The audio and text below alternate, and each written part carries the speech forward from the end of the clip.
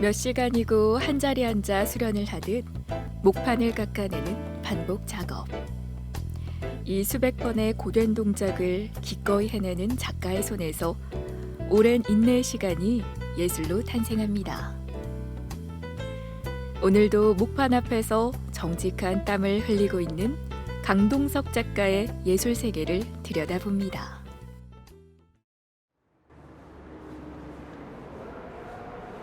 부산을 대표하는 목판화가 강동석 씨의 17번째 개인전이 금년산 갤러리에서 열렸습니다.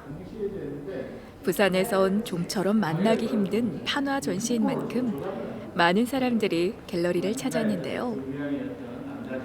지난해 9월 서울 인사동에서 먼저 선보인 다수의 판각화를 비롯해 새롭게 완성한 작품들까지 판화의 다양한 매력을 한 곳에서 만나볼 수 있는 자리였습니다.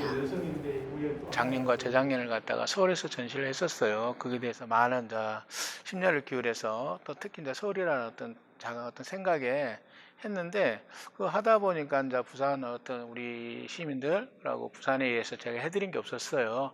그래서 이번 문화재단에서 어떤 조그마한 지원을 받아서 그럼 내가 3년 동안에 못 보여줬던 그림들을 좋게 다시 한번 찍어가지고 우리 부산에 있는 예술인 외에 먼저 예술을 좋아하시는 공유하시는 분들을 위해서 전시를 해야 되겠다. 인간 본성의 깊은 내면을 일그러진 표정과 상반된 두 개의 얼굴을 통해 적나라하게 드러낸 그의 작품에서 우리는 그동안 외면했던 나 자신을 마주하기도 합니다. 이번 전시 주제인 판화로 본 사유의 세계는 관람객들이 느끼는 감상에 따라 더 큰 세계로 확장될 수 있다는 점이 흥미롭습니다. 이번 이 작품은 계모화라는 작업을 했는데 본래 계모화라는 이 타이틀은 나중에 만들어졌어요. 우리 굉장히 두 사람이 평소 생활할 때는 굉장히 착하잖아요. 근데 어느 날 갑자기 나도 모르는 다른 모습을 보게 되잖아요. 그 성격의 이중적 성격에 대한 어떤 개입을 말하는 거죠. 그래서 사람들이 놀랄 때, 쟤 왜 저래? 평소 저래 안 했는데 그 자체의 뜻이 계모화더라고요. 목판에서만 나타낼 수 있는 그 샤프한 칼맛이 전체적으로 나왔는데 그걸 여기서는 또 어느 정도를 배제를 하시고 절제되면서 필요한 부분만 부각시키면서 선생님이 의도하는 이런 페르소나나 그 인간의 내면적 이런 거를 바로 드러내시고 또 숨어 있는 이런 표현도 너무 좋거든요. 네, 그래서 점점 더 심화되는 선생님 작품을 볼 수 있네요. 강동석 작가는 판화를 제작할 때 처음부터 구체적인 구상을 하지 않고 오로지 무의식에 잠재되어 있는 예술적인 영감을 따라서 선을 그리고 조각을 한다고 합니다. 그에게 있어 판화 작업은 무에서 유를 창출하는 하나의 탈출구와도 같은 것이죠. 붓이 아닌 칼에서 나타나는 맛.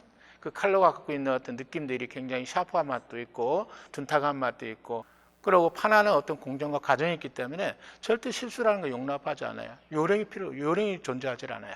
그래서 판화를 함으로 인해 갖고 그 사람의 어떤 심리적이라든가 모든 것들이 표현이 잘 되는 거죠.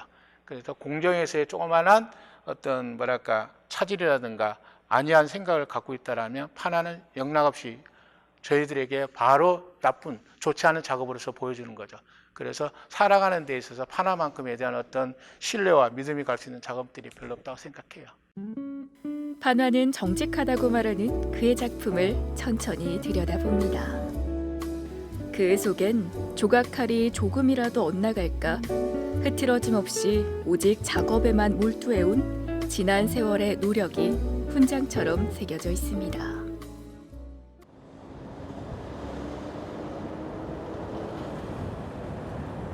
강동석 작가의 작업실. 무질서하게 사방을 빽빽이 메운 판화 작품들 사이에서 어쩐 일인지 조각칼이 아닌 붓을 들고 물감으로 색칠하는데 열중하는 모습입니다.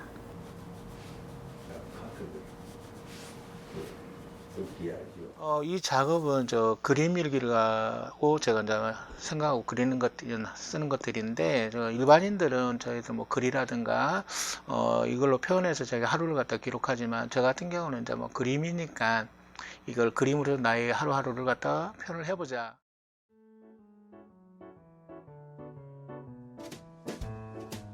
대학 시절 유화를 전공했던 그는 당시 미래에 대한 걱정으로 마음이 괴로웠다고 하는데요. 이를 극복하고자 그림은 내 일상이라는 생각으로 매일매일 그림 일기를 남겼다고 합니다.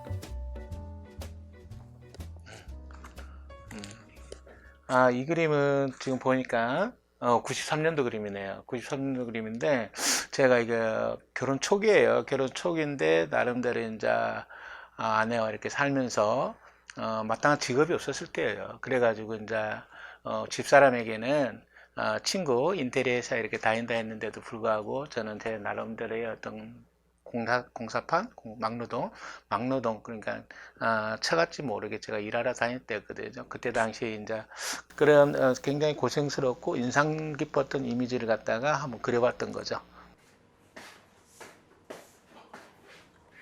삶에 뚜렷한 이정표가 없었던 그 당시 우연히 접하게 된 판화는 그의 인생을 바꿔놓게 됩니다.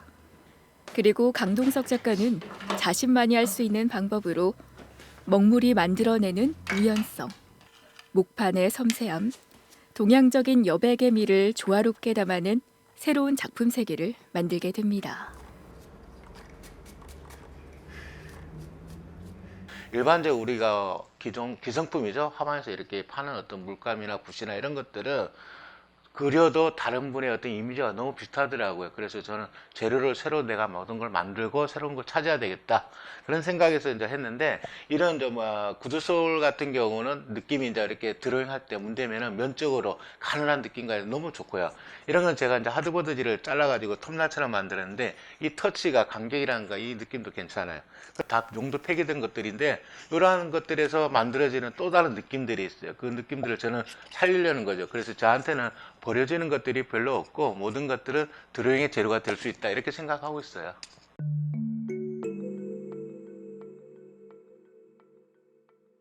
판화의 기초 작업. 드로잉을 하기 위해서 만반의 준비를 갖췄다면 어떤 의식과도 같은 이 순서를 절대 빼먹을 수 없다고 합니다. 이게 하나의 어떤 퍼포먼스와 똑같아요. 우리가 보는. 그런데 단지 저는 드로잉을 위한 퍼포먼스이기 때문에 그 대상에 대한 느낌을 예비 동작으로서 한번 기를 모아가지고 해보는 거죠. 그래야만이 나름대로의 어떤 시행착오라든가 이런 것들이 작아지고 그 대상에 대해서 제가 빠질 수 있는 어떤 그런 행위 자체예요. 이 자체가. 드로잉이 시작되면 작가의 몸 전체는 생각의 형태를 목판 위에 드러내는 도구로서 존재하게 됩니다. 이 느낌들이 강동석 작가는 어떠한 것도 의식하지 않고 순식간에 흘러가는 이 행위를 통해 목판에 생기를 불어넣습니다.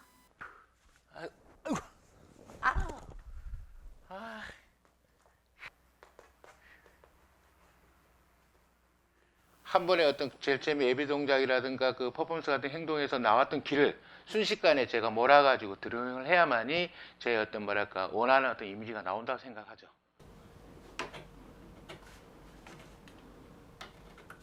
드로잉 작업이 끝나면 조각칼을 있는 힘껏 손에 쥐고 나무의 결을 일일이 마주하며 선을 따라 길을 내는 고된 과정이 펼쳐집니다. 이를 증명이라도 하듯 그의 손가락은 마디마다 휘어지고 손톱 끝은 잉크때가 선명하게 찌들어 있습니다. 목판 위에 밑그림이 끝난 것을 갖다가 지금 판각하는 작업인데 이 판각한다는 거, 이 판각된 부분이 어떤 이미지가 하얗게 나오는 부분이에요. 그러니까 판화라는 거는 블랙과 화이트의 양쪽 색깔의 구분에 의해서 형태가 만들어지는데 지금 제가 이 파는 것은 화이트를 만들어내는 부분이라고 생각하면 돼요. 어쩌면 예술보다 노동에 더 가까운 판각 작업은 보통 2달이 꼬박 걸린다고 하는데요. 그 수고를 마다하지 않고 오랜 시간 지켜온 땀의 가치는 그의 예술 세계를 뒷받침해주는 든든한 초석이 됐습니다.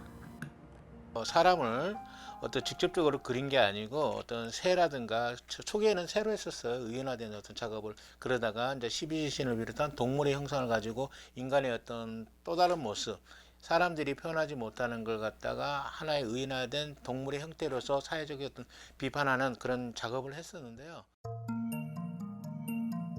강동석 작가가 그려낸 판화 속의 동물들은 하나같이 사람이 짓는 표정과 자세를 취하고 있는데요.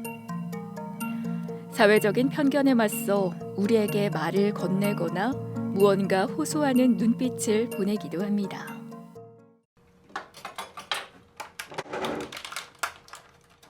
보통은 겨울에는 작업을 잘 안 해요. 왜냐하면 그 추우니까 잉크가 이렇게 좀 딱딱해지거든요. 그래서 지금부터는 유리판에 잉크를 덜어낸 뒤 롤러를 사용해서 굳은 잉크를 풀어줘야 하는데요.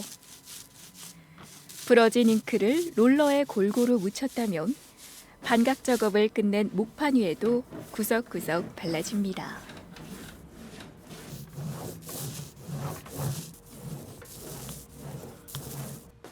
마치 아이를 다루듯 잉크를 묻힌 목판을 조심스럽게 바닥에 놓습니다. 뭐 좀 두근두근하죠. 왜냐하면 마지막 작업이거든요. 그 결과가 어떻게 나오나에 따라서 그동안 내가 이제 고생했던 거, 아니면 그에 대한 보상받는가, 아니면 내가 그 결과까지 오는 데서 내가 뭐가 잘못됐는가에 대한 어떤 마지막 평가 작업이라고 생각하면 돼요. 종이를 목판 위에 천천히 펼쳐놓은 뒤 두 발로 꾹꾹 누르며 잉크가 잘 스며들도록 하는데요. 대형 목판화는 프레스기를 사용하기도 하지만 그에게는 이 방법이 더 익숙합니다. 어떤 리듬을 탄다라는 거는 그 어떤 우리가 천천히 밟을 때와 리듬을 타면서 밟을 때와 이런 어떤 인간의 어떤 기가 작품으로 전달되는 것 같아요.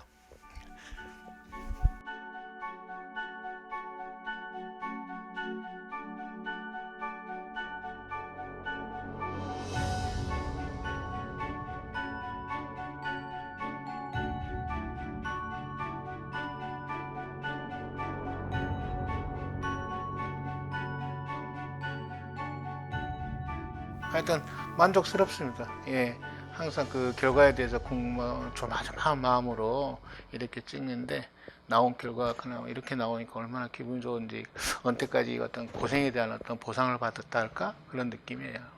판화는 이게 매력이에요.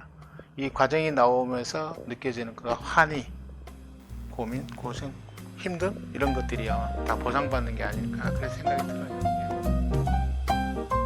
강동석 작가는 대형 목판을 판각할 때마다 그 위에 누워 꿈과 그리움을 채워간다고 말하는데요. 앞으로 그가 판화로 채워나갈 작품 세계는 어떤 모습일지 궁금해집니다. 판화를 갖다가 좀 더 회화적인 예술적인 퀄리티를 높인 상태에서 올해의 시행착오를 했던 걸 보완을 해서 멋지게 내년에 선을 보일 거고요. 또 한편으로는 어떤 대중과 쉽게 접근할 수 있는 한 방편으로 실크 스크린 작업을 가지고 할 거예요. 실크 스크린이라는 건 뭐냐면 우리 일반인들이 쉽게도 접근할 수 있고 제작 과정도 그렇게 목판화만큼은 어렵지 않기 때문에 대중과 접근하기 좋기 때문에 그런 작업을 통해서 좋은 인정을 받을 수 있는 작업으로 내년에 뵐까 합니다. 수백 번의 고뇌, 수천 번의 반복 작업으로 끝내 손끝에서 탄생하는 인내 예술 목판화. 강동석 씨는 오늘도 판화를 통해 새로운 꿈을 꾸고 있습니다.